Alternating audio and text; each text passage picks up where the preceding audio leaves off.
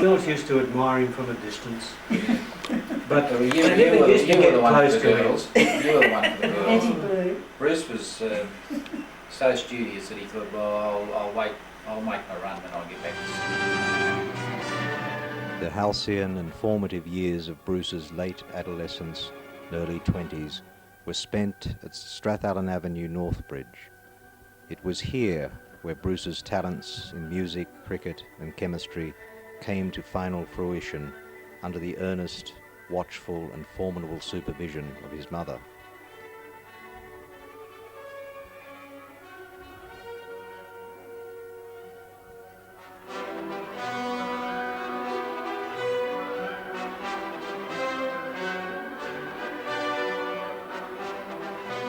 It was here, too, that he was to meet and marry the woman with whom he would spend the rest of his life. All the family came to Northbridge, Strathallan Avenue.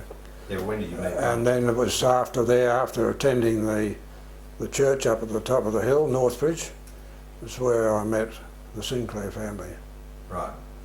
In the days of Alan Tinsley, and he was a bit of a matchmaker. He got an idea, myself and Ian, to go along to some of the youth activities, and of course he knew that the Sinclair girls, as Jean and Doris and Helen, they were already there with other girls and so forth, and he thought, oh well, this is a good chance to get them together, to get to know each other.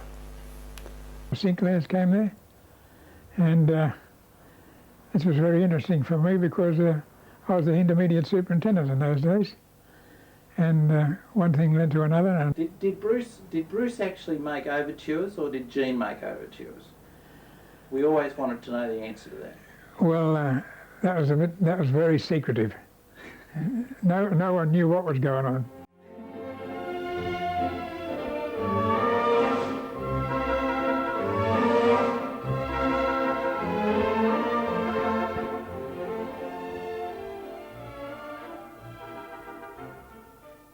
In inimitable and understated fashion, Bruce courted Jean and finally put the question. In 1950, they were married in splendour at Northbridge Baptist Church, and the reception was held at Northbridge Golf Club with a feast of food, music and speeches. They spent a wonderful honeymoon at Kelvin Court at Tweed Heads, which was the place to stay.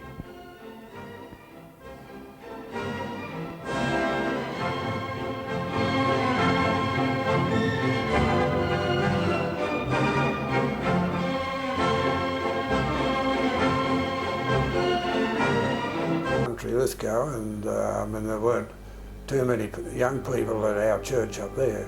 We just we got used to each other, and we went out together at various to concerts.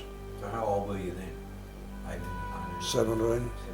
17. Right. Around that mark, yeah. What'd your mum think of that? Oh, well, you know, it's like a mother hen, I suppose. The feathers started to bristle a bit. Much to say, well, I have to keep an eye on this one. Dad he wasn't so bad at all. I mean, he was very calm. What about Granddad Sinclair?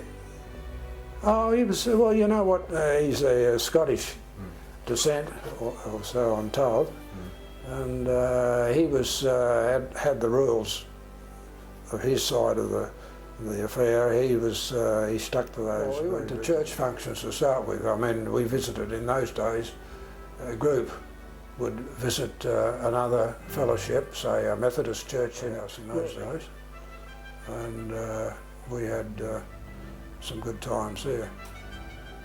And I don't know whether Jean was, well, she wasn't too interested in classical music then.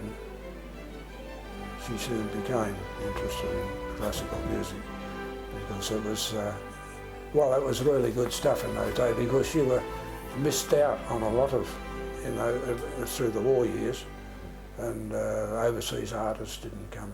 But I remember the one that before I met June was going to hear Snarble, and coming down from Lithgow particularly for that, because what he was playing on his program I was doing for my associate degree. Yeah, no, I think that he's influenced the way that we all love classical so much. I don't know. Kind of Most weird people for our think generation. most people think it's really weird that we love classical music, but I think it's just because it was on so much at their house and he's just kind of had a passion for it, so it's just kind of grown on us a bit, I think, yeah. It was this familiar cabinet alongside of this very familiar keyboard, which Bruce came to know very well as a child.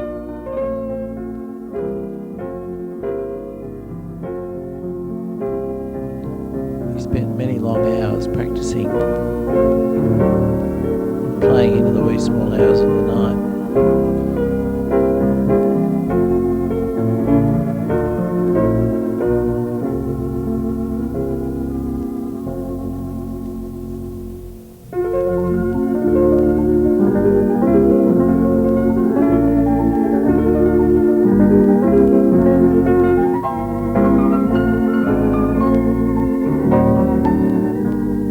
In 1939 he received his licentiate of the London College of Music.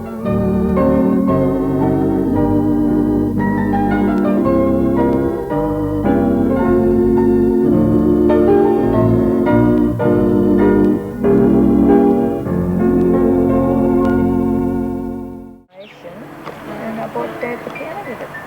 Paid for it there and then. Amazing. Wasn't that good? Very good. I thought it was very kind. He still owes me for that, actually. He does. Yeah. Hear that, George? She wants the money for the piano. Does she? Yep, she said you still owe her. After all these years. Well, tell her I'm having a rest. And have no quivers about it or quavers or whatever you like. Just can't get you both in the same frame. It's a pity. Let's go up too long. It's a pity. The size of those. What was the price for this? How much did you pay? £2,250.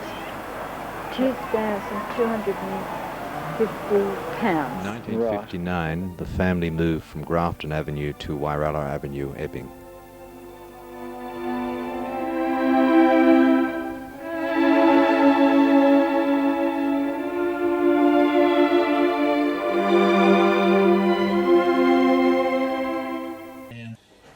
So, Dad, what else do you remember about Wairala Avenue? Oh, when we first went there was no sewer on.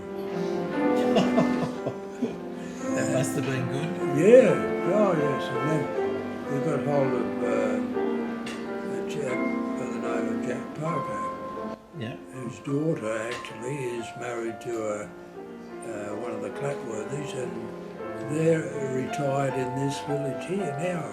So, Jack Parker, I remember, dug a very nice trench and put some earthenware sewer pipes in. That's right, and while he was doing it, he was singing away. He had a great Bass voice. bass voice, baritone. Yeah, He was good. very deep. And then on Sundays he'd tog up, bring his Sunday best and join the choir. That's correct. And get conducted by Mrs. Lovett. Oh, yeah, and before that, Dal Gow. That's right. I remember Jeff coming in one Saturday night late and saying, I always thought I looked after my lawnmower. And he said, Bruce has finished mowing the lawns, he's cleaned it down, and he's put the lawnmower back in the carton and put it on.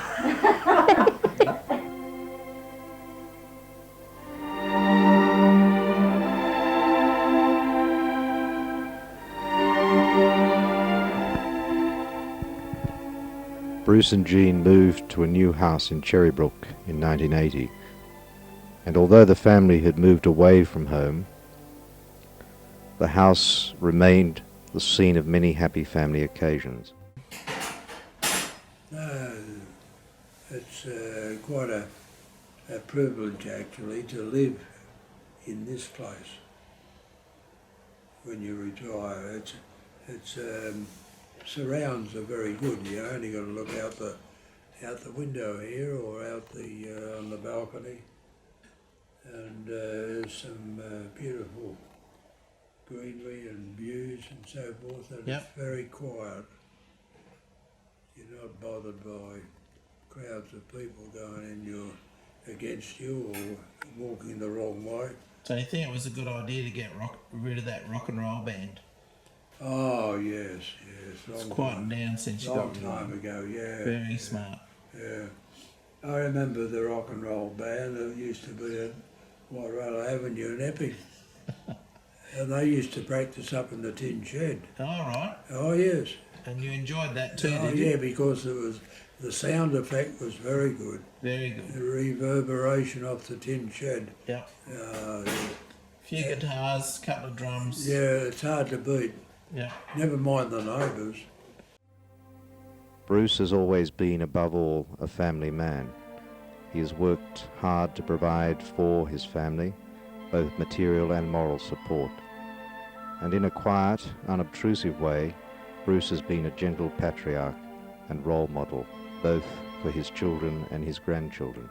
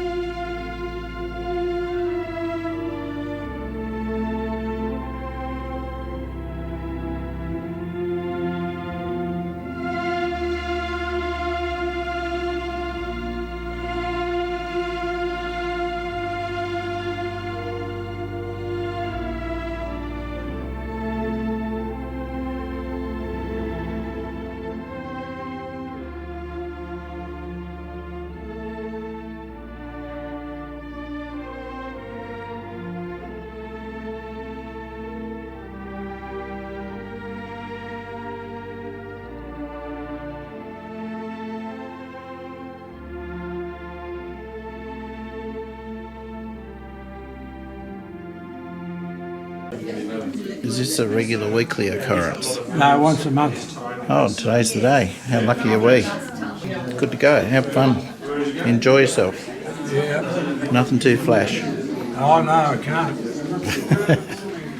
His dependability. You know he will always be there. You know that if you say turn to page so and so, and it's the second line, fourth bar, he knows.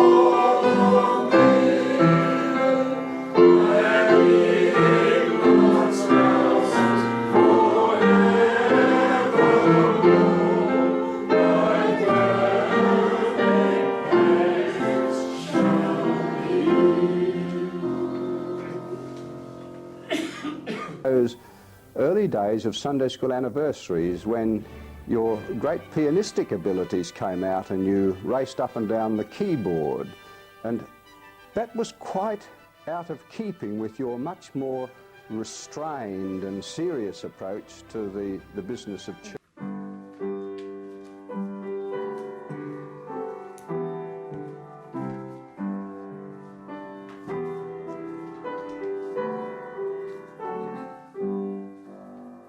Pushing the little button on the top. This is a video. Oh, sorry about that. Are you taking videos? Or? It's recording like a video.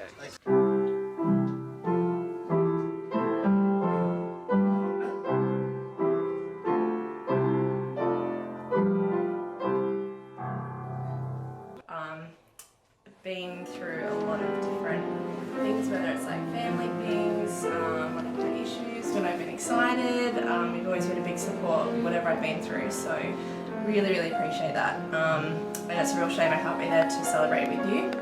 But I'm definitely thinking of you overseas and really wish that I could be there. But yeah, I'm very thankful for everything that you've taught me, whether it's morals and values, it's my relationship with God, it's looking after other people, being selfless. I really appreciate that. So definitely wouldn't be where I am today without you, so thank you. I took him to church one Sunday night in the very old hall, and all the people sat up and twittered, all the ladies in the choir, and I felt so sad. 50 runs an innings, 715 or something for the season, which was very good. And in addition to that, he used to bowl a lot of tripe. Reg, what do you know about Bruce Wilkins? I think he's a fine man.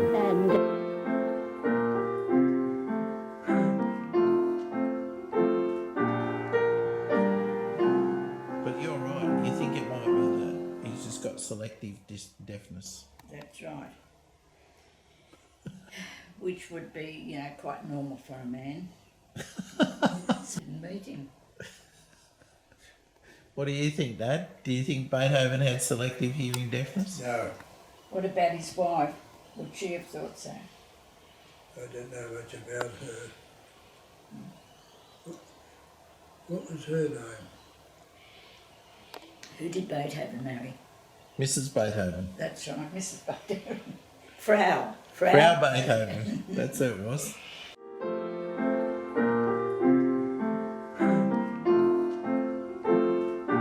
So people are being interviewed should suddenly stop and say, so have you got another question? No, for you me? should just pause, Oh. and that gives the clue to the person interviewing a chance to put in another question. So that's what we refer to as a natural break. Yeah.